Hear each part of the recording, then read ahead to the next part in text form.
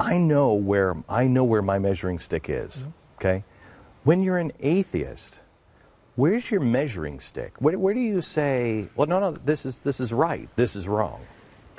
You know, there's kind of two answers to that. One is a little bit more snippy, but when I'm speaking, very often someone in the audience who is religious will raise their hand and say, if there's no God, what stops you from raping and killing anyone you want? And my answer is always, I have raped and killed everyone I want. And that number is 0. Now, who's on your list? Right. That is, I mean, But that's not what I'm asking. I know that. Okay, I'm going to come around to it, I think. There is a morality, and there's been a lot of studies with primates, that there is a morality that predates even humanity. There is a logical way to treat others to be treated better. This very sentence, God is good, unless you're just having it be a simple identity sentence, it does tell you that we believe that God is good, and therefore morality can exist outside of God. There is a logic to morality. There is a heart to morality, and I think you can do it. I think the number of people that you should want to rape and kill should be 0. I generally agree with you. Generally. See, that's where the Christian comes in. I haven't thought about that concept very long. You just proposed it. You agree with him or disagree, Rabbi? Gosh, all I'm trying to get out of my head is the joke that starts, a tall, ponytailed magician, a short, bald rabbi, and a Mormon did something, and I'm trying to figure out what it is we're going to do. Right. You're going to need a duck. Yeah, we're going to throw a duck in there. I mean, for sure, we're not going to murder or rape anybody. I know that's not going to happen. Right. And,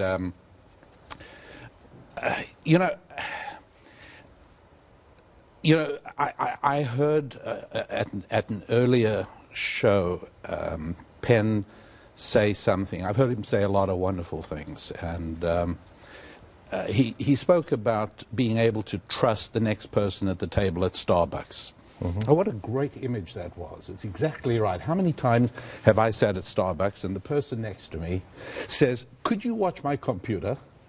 And off they go. And, it's a terrific computer. And I don't see them for 10 minutes. Long bathroom break. It happens all the time. It's great.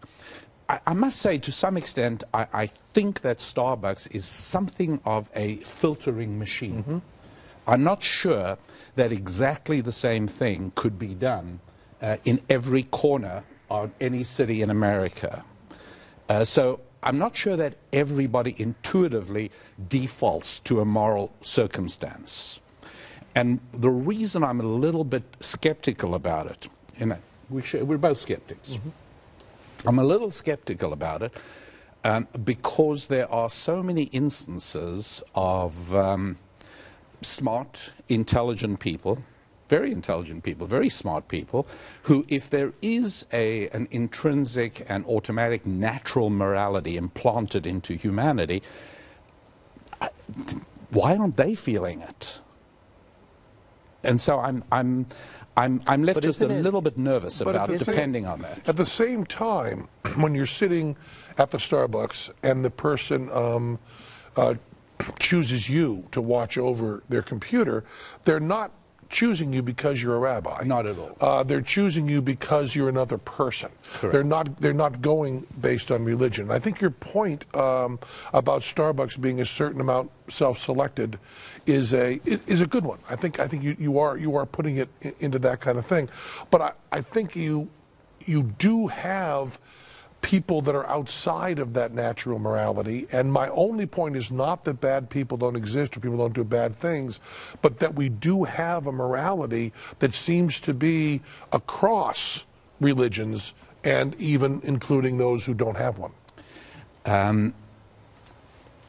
At this point, I'm just exploring it. I'm not dogmatic. I have to tell you, I think that Penn, I know I know that this is absolutely untrue, but I'm convinced that that natural reality that you're hearing inside of yourself is God.